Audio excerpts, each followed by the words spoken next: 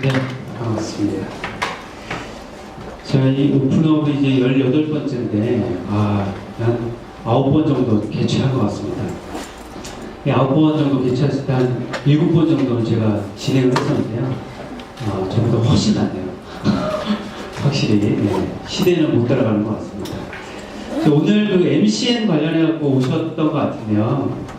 MCN의 정확한 뜻, 그리고 MCN이 현재 처해진 위기, 그리고 앞으로 MCN이 나아갈 방향에 대해서 한번 같은 업종에 있는 사람들끼리 고민 좀 해보고 같이 협업할 거리가 있는지, 그리고 과연 이게 가능성이 있는 이야기들인지 한번 이야기를 나누고 싶어서 오늘 이 자리에 마련했습니다. 사실 뭐 여러분들이 잘 아시는 MCN 사업자들 몇 군데가 더 있었는데 그 일정이 좀 안 맞아서 다 모시지 못했는데요. 제가 직접 또 만나 뵙고 이런저런 얘기 나눠보니까 저희들이 바라보고 있는 지향점은 거의 비슷하다라는 생각을 많이 하게 됐습니다. 자, 저한테 주어진 시간 한 20분이죠. 좀 시작하도록 하겠습니다. 과연 컨텐츠 웨이브의 물결로서 과연 MCN이라는 이 상황이 올 수 있는지 확인해 보도록 하겠습니다. 제가 벌써 한 10여 년 동안 이 미디어, 넥스트 미디어에 대한 고민을 계속 지속하고 있습니다. 여러분들 아시는 분은 아시겠지만 미디어 2.0 책을 비롯해서 웹 2.0이 나왔을 때도, 그리고 UGC와 UCC라는 이야기가 나왔을 때도, 오늘 판도라 TV가 나왔지만, 그리고 버티컬 검색, 포털, 블로그, 소셜 커머스, 파워블로그, 큐레이션, 웹툰, 웹드라마, 웹매거진, 버티컬 미디어까지 저희가 이 많은 주제들을 다루면서 이게 새로운 컨테이너에 담겨져 있는 새로운 컨텐츠에 대해서, 새로운 컨테이너가 어떤 형태를 갖고 있고 그 안에 담겨져 있는 컨텐츠는 또 어떤 모습으로 진화하는지 이야기를 했던 기억이 있습니다. 그럼 앞으로 우리가 인터넷의 발달이 이렇게 모바일로 진화되고 영상으로까지, 게다가 실시간 스트리밍까지 넘어가는 이 상황에서 1인 창작자 또는 개인 창작자들이 무대에 설 수 있을까? 그게 산업화 될 수 있을까에 대한 이야기를 해보도록 하겠습니다. OMG 레인보우라는 레이싱 모델 BJ 그룹이 출연했다고 하더라고요. 눈이 동그래지시는 분이 계시는데.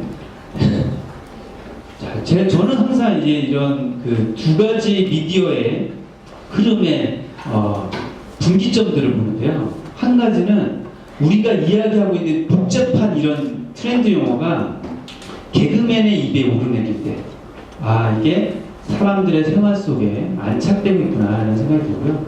또 하나는 예쁜 여성들이 이 산업에 뛰어들 때, 이제 드디어 이게 산업으로서 또는 돈의 가치로서 사람들이 주목을 받을 수 있을 정도의 규모를 만들어가는 초입에 와 있구나, 이런 생각이 좀 들더라고요. 아니나 다를까 제가 쭉 보니까 여러 가지 형태의 MCN 관련된 소식들이 많이 나와 있습니다. 그래서부터는 생기자마자 67억 원의 그 자금을 유입받았네요. 근데 과연 이게 우리의 미래일까 생각해보면 좀 다른 관점을 가질 수도 있을 것 같습니다. 이게 전체 컨텐츠 웨이브의 새로운 형태일까? 우리가 생각하고 있는 폭식 시청이라든가 리액션 비디오라든가 리스틱들, 가지가지 뉴스라는 허핑턴 포스트 같은 뉴스라든가 로봇 저널리즘, 인포그래픽, 카드스택, 카드뉴스, MCN, 이런 것들이 다 결국에는 사람들의 사색과 탐구의 시간에서 직관과 반응의 시대로 넘어가게끔 만들어주고 있다. 거꾸로 보면 저는 이제 문맥이 사라지고 있는 시대에 살고 있지 않을까. 기본적으로 컨텐츠를 공부하는 사람 입장에서는 가장 불행한 시대에 가고 있다라는 느낌이 들 정도입니다. 앞뒤가 맥락이 끊기고 사람들이 재기발랄함에만 초점이 맞춰져 있고 24시간 안에 사색과 탐색을 하고 있고 탐구를 하는 그런 진지함은 점점 사라지고 있다는 뜻이죠. 자, 좋고 나쁘고를 떠나서 일단 시대가 그렇게 간다면 그 시대에 순응하면서 그 다음 넥스트 모델을 고민해야 되겠죠. 자, 그러면 MCN이 뭔지에 대해서 업계에서도 정리가 잘 안 돼 있는 것 같아서 한번 짚고 넘어가 보도록 하겠습니다. 우리 MCN 얘기하면 다 유튜브밖에 떠오르지 않죠. 유튜브는 게시자, 채널, 다중 채널 네트워크가 있습니다. 여기 가운데 개인들이 다 하고 있지만 사실은 유튜브가 바랬던 건 2011년도부터 수익 창출을 위한 파트너십 제도를 만들기 시작했다. 그래서 우리나라에 처음 소개한 게 2011년 5월 24일부터입니다. 네, 꽤 오래된 이야기예요, 사실은. 근데 그동안 꾸준하게 규모를 늘려왔지만 사람들의 먹고 사는 문제를 해결해 줄 수는 없었다. 그런 점에서 지금 우리가 말하고 있는 MCN의 시대가 과연 기업적으로 의미가 있는지를 한번 살펴봐야 되는 거죠. 유튜브는 기본적으로 MCN을 육성하지 않습니다. MCN과 거래를 하기 위해서 노력하고 있을 뿐이죠. 그래서 여러 MCN 사업자들이 나타나 주기를 기다리고 있고, 그 MCN 사업자들이 자기네 쪽에 와서 자기네 플랫폼을 이용해 주기를 바라고 있죠. 이런 게 기본적으로 다중 채널 네트워크에 자기네들이 이야기하고 있는 내용입니다. 그래서 자기네들이 뭔가 지원해주고 이런 게 아니에요. 그래서 MCN 사업자들에게는 가급적 객관적인 지원을 해주려고 노력을 많이 하고 있죠. 그래서 사실 MCN은 개별적으로 다들 있는 상황에서 유튜브가 일부를 차지해야 되는데 98%의 미국 사용자, 온라인 사용자들의 98%가 유튜브를 사용하고 있기 때문에 사람들이 대부분 결국에 유튜브로 갈 수밖에 없는 거죠. 현실은 MCN이 종속되어 있습니다. 근데 이게 기본적으로 미국식 네트워크 사고방식이에요. 옛날부터 미국에는 방송사가 전국을 커버하는 것보다는 각각의 지역 방송국들이 네트워크를 이뤄서 프로그램을 주고받고 있는 신디케이션 모델이 적용이 되어 있었습니다. 이게 자연스러운 모델이었죠. 근데 이거를 우리나라에 가져오려다 보니까 사람들이 자꾸 오해하는 내용들이 생긴 겁니다. 네트워크라는 말은 우리가 사실 IT용으로 먼저 접했지만 미국에서는 네트워크는 기본적으로 미디어, 언론, 방송에서 먼저 나왔던 용어입니다. 그래서 중립적인 지상파 플랫폼의 역할로서 유튜브가 자리하려고 MCN이라는 말을 만들어낸 거죠. 그래서 멀티 채널 네트워크는 방송사들을 겨냥한, 그래서 PCC, PGC라고 표현하기도 하는 프로페셔널들이 이야기하고 있는 방송을 끌어들이기 위한 수단이었다는 거예요.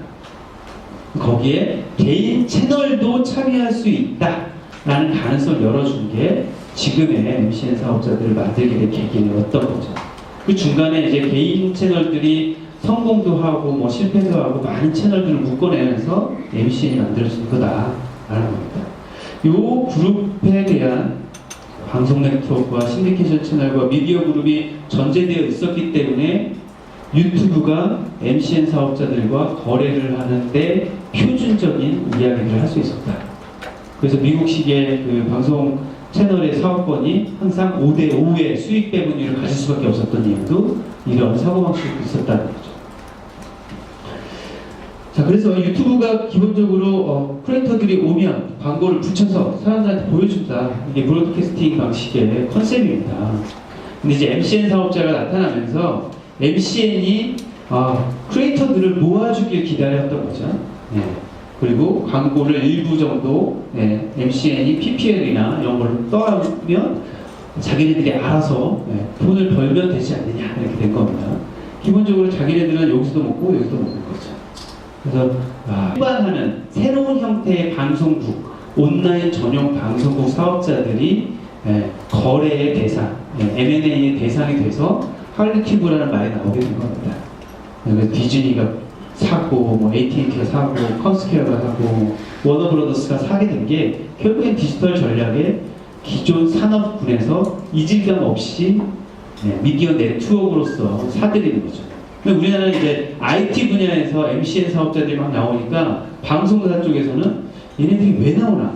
얘네들은 뭐 먹고 사나? 얘네들이 나의 미래인가?에 대해서 고민할 수밖에 없는 거죠. 우리나라 기본적으로 방송사들은 면허 사업자들입니다. 그러다 보니까 이제 미국에서처럼 유튜브, 하유튜브 같은 컨셉이 나오기가 어렵다. 이건 인정하고 가자는 말씀을 드립니다. 그래서 이제 우리나라에서 과연 MCN이 만약에 진일보하게 되면 이제부터 시작할 겁니다. MCN 리스크가 생기기 시작하고요.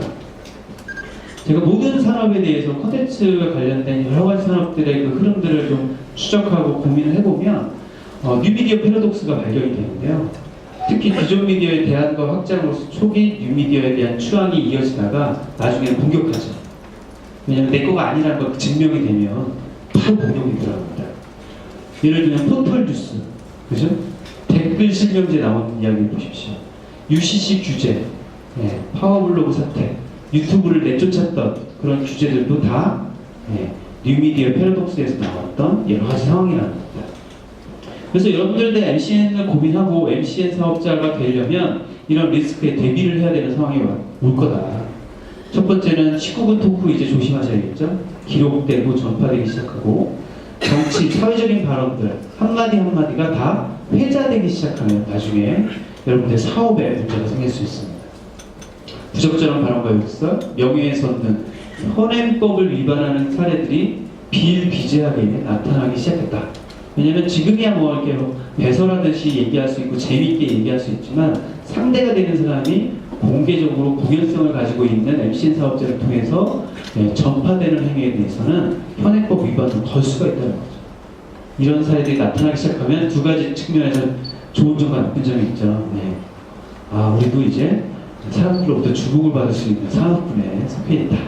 또 하나는 이제 우리도 옴짝달싹 할 수 없는 규제의 늪에 빠지게 될 것이다. 매체 신뢰의 위기도 마찬가지입니다. 여러분들 사업 하다 보면 광고로 돈을 벌려고 하는데 광고로 돈을 벌기가 어려워요. 네트워크 모델은 더욱더 어렵습니다. 우리나라 한글로 얘기하고 한국어로 얘기하는 방송은 더 어렵습니다. 우리나라 그 방송 채널, 온라인에서의 방송 채널 광고 단가는 인도네시아만큼 큰도 못해요. 그러다 보면 우리가 취할 수 있는 것도 PPL일 수밖에 없죠. PPL을 하면 어떤 일이 벌어집니까? 제가 온몸으로 겪었던 파워블로그 사태와 똑같은 일이 또 벌어질 겁니다. PPL 상품이 불량됐을 때 여러분들이 책임질 것인가 말 것인가. 여러분들은 그냥 도의적인 책임을 져야 되는데 모든 매체는 신뢰감이라는 연결성을 갖고 있기 때문에 같이 연대 책임을 지는 경우가 점점 많아질 거라고요. 연간 기업의 이미지가 실추됐다. 여러분들이 대한항공의 PPL을 받았다고 쳐보십시오. 근데 이런 상황이 또 벌어졌어요. 이 가불론전에서 빠져나갈 수 있는 방법이 있겠습니까? 그리고 가볍고 희화성 콘텐츠 쏠림 구조가 생기면 여러분들이 진지한 얘기를 하려고 해도 돈이 안 되는 상황으로 자꾸 나락으로 빠질 수밖에 없겠죠. 여러분들이 이제 언론사 취급을 받게 되고 사람들한테 미디어 취급을 받게 되면 불확실한 정보의 유통 구조에 대해서 제재를 받게 됩니다. 근데 여러분들 생각해 보십시오. 정확한 정보만 유통할 수 있으려면 여러분들은 어마어마한 비용을 지불해야 돼요. 사람을 고용해야 되고 컨텐츠를 사야 되고 정확한 저작권에 관련된 저작권 법무 체계를 이해하셔야 됩니다. 쉽지 않아요. 자, 이제 점점 심각해지죠. 세 번째, 수익성. 가장 심각한 얘기입니다. UCC가 벌써 우리나라에서 10년 전에 나왔었잖아요. 저도 그 사업에 도움을 주기도 했지만 PCC, PL, BCC, PGC, 별 얘기 다 나왔습니다. UCC, UGC, 그룹 채팅부터 시작해서 팟캐스팅, 이렇게 많았는데 잘 안 되는 이유가 뭘까? 지속성을 담보하기 어렵다. 컨텐츠가 주기성을 가지고 지속적으로 나오려면 일단 컨텐츠 창작자가 그만한 역량을 갖고 있어야 된다. 또 하나는 그만한 역량을 갖고 있는 사람이 그만한 시간을 쓸 수 있을 만큼의 대가가 주어져야 된다. 대가가 주어지지 않는다라는 거죠. 열정페이도 1, 2년이지 3, 4년에 직업으로 취업을 해야 되는 상황이라면 하다가 멈추는 사람이 비일비재해진다는 거죠. 그러면 어떻게 됩니까? 인기 있는 BJ가 그렇게 뚝뚝 떨어져 나가거나 하면 어떻게 되겠습니까? 점점 어려워지겠죠. 게다가 수익 배분 구조가 취약해지는 상황이 지금 플랫폼 구조에 만들어질 수밖에 없다. 카카오 게임 딜레마랑 똑같은 거예요. 이미 플랫포머들이 절반 또는 30%를 뛰어갑니다. 그리고 우리는 그 안에서 수익 구조에서 30% 또는 40%의 수수료 모델을 채택을 해요. 수수료 모델을 채택하다 보면 결국에 창작자들은 30%, 40%만 가져갑니다. 전체의 30%, 40%를 가져가기 위해서 이 산업 구조에 참여할 것인가 고민이 될 수밖에 없죠. 부가수익 모델 개발이나 이런 기업적인 마인드가 아직까지도 부족하다는 것도 걸림돌이다. 저작권 문제는 늘 고민이었습니다. 자, MCN 리스크의 마지막 네 번째는요, 관리 이탈의 문제입니다. 네. 지금이야 잘하고 있고 열심히 하네, 사람들한테 주목도 받네. 그러다가 그 사람이 삐끗해버렸다, 그 사람이 계약을 이탈해버렸다든가, 예. 그럴 경우는 대책이 별로 없어요. 생각보다 수익률에 따른 관리 차등과 차별의 문제는 미국에서도 좀 문제가 심각하죠. 한 사람의 관리 매니저가 수십 명 또는 심지어 수백 명, 190명까지 MCN 그 채널 크리에이터들을 관리하게 됩니다. 그럼 어떻게 되겠어요? 1억 원짜리 딜, 2억 원짜리 딜은 개인한테는 중요하지만 기업 입장에서는 10억 원짜리 딜에 묻힐 수밖에 없겠죠. 자, 이런 관리 차별과 관리 차등은 앞으로 심각한 문제를 이야기할 것이고, 갈등 구조, 내부 갈등 구조를 만들어낼 것이다. 이런 네트워크 구조의 결성력이 약화도 결국에는 이제 문제가 될 것이라는 게 전반적인 MCN 리스크가 우리가 맞닥뜨려야 되는 현실이라고 보고 있습니다. 자, 그래서 미국에서도 그렇고 뭐 유럽도 그렇고 이제 MCN이 다음 단계로 좀 넘어가야 되는 상황이 되지 않았냐. 이제는 기업가 정신으로 좀 더 체계적으로 움직여야 될 때가 맞다라고 해서 MCN 2.0에 대해서 벌써 이야기하는 성명이었습니다. MCN이 나온 지 얼마나 됐다고 벌써 2.0이냐? MCN 나온 지가 꽤 오래된 거죠, 사실은. UGC까지 생각해보면. 그 10년 동안 경험을 했던 그 과거에서 이제는 좀 벗어날 필요가 있겠다. 크리에이터들이 이제 중심이 될 필요가 있지 않느냐. 이 크리에이터들이 스스로 기업이 되거나 누군가의 네트워크 구조에서 중심이 될 필요가 있겠다. 그걸 도와주는 게 MCN이어야 된다. MCN은 비즈니스 서포트를 하는 기본적인 구조를 갖고 있어야 되고, 이 기본적인 구조를 갖고 있지 않으면 MCN이라고 부르기가 어렵겠다. 그리고 이제 이벤트나 뭐 광고, 레비뉴를 수익 쉐어할 수 있는 여러 가지 역량을 갖추고 있어야 된다. 그 역량은 투자를 비롯해서 제작 스튜디오, 뭐 이런 주변적인 인프라 환경까지도 보조를 해줘야겠죠. 그런 이제 규모 있는 MCN이 나와줄 필요가 있겠다. 이러면 이제 전속이 가능해지는 모델이 나오겠죠. 이렇게 전속이 가능해지면 MCN이 이제 주도적으로 채널을 선택하게 될 겁니다. MCN이 주도적으로 채널을 선택하게 되면 그 다음부터는 이게 산업 구조가 만들어질 수 있는 구조가 나오는 거죠. 근데 여기서 우리가 지금 1단계를 넘어서지 못하면 2단계도 가지 못하면 이 MCN도 1, 2년 안에 어떻게 될지 모르겠다는 생각도 좀 들기도 하고, 또는 대자본에 의해서 왜곡될 가능성도 많겠다라는 생각이 지금 저희들의 생각입니다. 자, 그 다음 빠르게 이제 그 다음에 그러면 MCN 구조를 가지려면 어떻게 해야 될까? 일단 여러분들이 준비해야 되는 건 오리지널 콘텐츠여야 된다. 오리지널 콘텐츠여야 된다. 저작권 해결돼 있어야 된다. 오리지널 콘텐츠여야 된다. 이게 단순히 토크하는 데서 머무르지 않고 드라마, 예능, 하우투 비디오, 어떻게 만드는 법, 그 교육 등등과 여러 네트워크들과 합작해야 되는 콘텐츠를 만들어야 된다. 유튜브 외에 채널을 빨리 개발하셔야 됩니다. 유튜브는 우리나라 특히 동양권 문화에서는 유튜브가 우리의 해답이 되어줄 수가 없다. 네트워크 광고 모델로는 우리가 먹고 살기 어렵다. 대도서관이나 뭐 양띵 정도 돼서 뭐 2억 원, 3억 원 벌어봤자 사업자를 먹여 살릴 수 있는 구조가 아니다. 그럼 이제 아프리카 TV라든가 뭐 라인, 카카오 뭐 다 준비하고 있다고 하는데, 그쪽에 영상 채널도 우리가 빨리 채널 확보를 해줘야겠다. 그리고 데이터 기반의 고객 관리 체계를 좀 만들어서 이제는 MCN과 결탁되어 있는 크리에이터들이 이제 데이터 기반으로 자기 콘텐츠를 제작, 생산할 수 있는 기획력을 갖출 수 있게 만들어줘야겠다. 이제 중국과 동남아 진출을 통해서 가급적이면은 서양 쪽의 MCN 사업자들과 좀 다른 형태의 콘텐츠 네트워크 구조를 만들어야 되는 상황이 될 것이다. 추가 수익 모델은 이제 필수가 되어야 된다. 교육, 스튜디오 운영, 광고, 뉴스, 이벤트 등 여러분들이 만들어낼 수 있는, 지금 잘하고 있는 것을 파생할 수 있는 콘텐츠와 수익 모델을 빨리 만들자면, 우리의 아까 앞에 있는 리스크들이 우리 눈앞에 다가올 것이라는 것. 거기에 대안으로 MCN 뭐 이런 얘기도 필요 없이 그냥 PGC 모델로만으로 중국에서는 이미 많은 움직임이 있다는 걸 좀 포착하고 있습니다. 2014년도에 중국 소셜 동영상 규모가 1.91억 명 정도의 도달률을 가지고 있다고 하고요. 9억 달러, 9천억 정도 되네요. 1조 원. 연평균 20%씩 성장하고 있는 시장이라고 합니다. 텐센트는 벨기에 우수 PC, 우리 같으면 이제 MCN 모델이겠죠. 프로젝트 투자를 계획을 발표를 했습니다. 유쿠 같은 경우도 마찬가지죠. 여기는 제작자가 수익이 2억 원밖에 안 되지만 한 번 이렇게 성공하고 나면 그 다음에 투자를 바로 공 하나 더 붙여서 20억짜리 투자를 받아서 새로운 제작 시스템을 원활하게 만들 수 있다는 겁니다.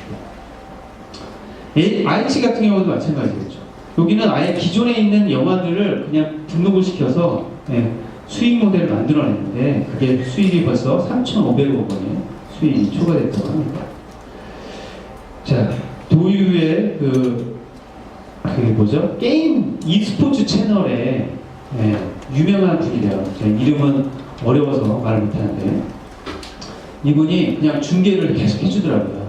이분의 연간 수입액은 20억 원입니다. 스스로 프로게이머였다가 프로게임 중계 BJ로 전업을 했다고 하죠. 그래서 중국 e스포츠 BJ 수익 모델도 보면 플랫폼과 전속 계약금, 플랫폼의 팬들에 대한 수익, 이거 뭐 아프리카 모델이죠. 별풍선 모델이잖아요.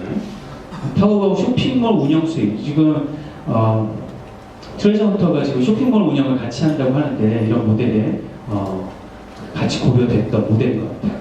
이 세 가지를 통해서 탑 클래스들은 연간 평균 한 20억 정도를 벌어들일 수 있는 기준선을 갖고 있다고 하고요.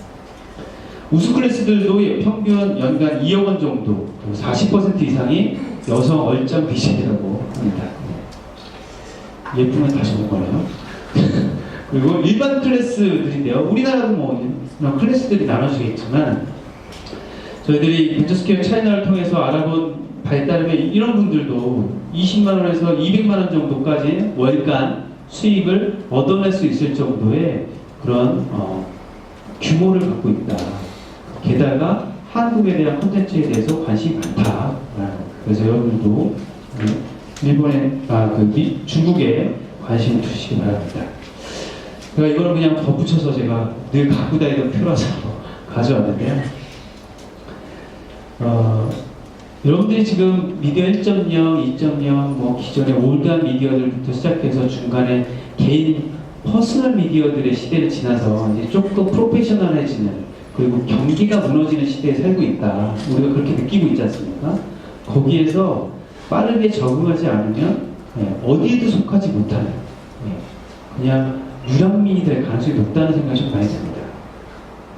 일단 지금은 미디어 3.0의 시대라면 경계가 허물어지는데 더 주목을 해야겠죠. 제가 뭐 마지막으로 한 가지 올드한 미디어가 신흥 미디어로 어떻게 탈바꿈하는지에 대해서 사례가 하나를 더 가져왔는데요. 가장 올드한 미디어가 종이책이죠. 종이책. 지상파 방송, 종이신문 다 있겠지만 기존의 컨테이너에서 빨리 벗어나지 않아도 되겠다라는 생각이 듭니다. 펭귄 모델을 좀 가졌습니다. 랜드마우스와 합병하고 나서 출판사가 끊임없이 성장하는 모델을 만들어줄 수 있다. 펭귄의 성장 트렌드의 핵심은 디지털이다. 디지털. 소비자가 디지털로 가 있으면 디지털로 책을 팔고 디지털로 소비자와 만나야 된다. 이게 핵심 가치였던 것 같습니다. 영상도 앞으로 그렇게 되지 않을까. 그리고 여기 MCN 사업자들 여러분들이 나와 계시는데 그분들이 출연하고 움직이고 여러분들이 같이 협업을 할 때 이제 기존의 컨테이너들을 빨리 벗어던지고 모바일과 온라인과 오프라인들이 서로 융합될 수 있는 그런 자세로 움직이면 MCN도 괜찮은 사업 모델이 될 수 있지 않을까 그런 기대를 가지고 있습니다. 감사합니다.